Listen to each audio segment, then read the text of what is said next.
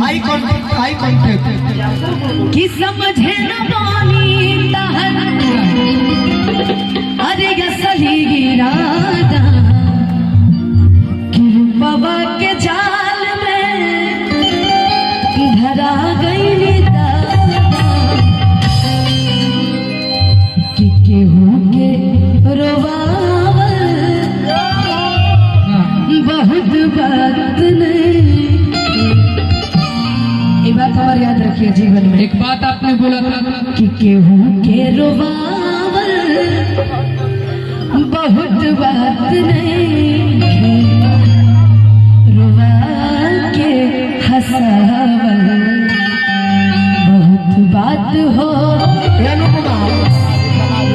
बदनामी करावल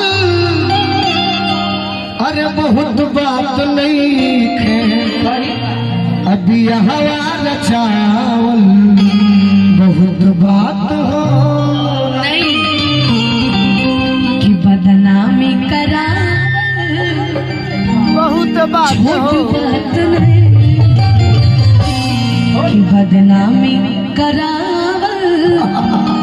छोट बात नहीं के अमंगिया सजावल बड़ बात हो।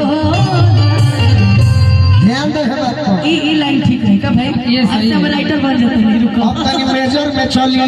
हां अब ये बात के सेट न एकरा के देखो बदल दिया मात्र 5 मिनट, ओकरा बाद कुछ देखलिए कि जोना से रेस्ट मिले रो रहा प्यार मोहब्बत हो गई। बाकी अभी ले सपना हम देखो तनी कि बियाह हो गई। अब फोन पर बात होता तो तू बतिया इनका से कहत रजन करूका छोटू चाचा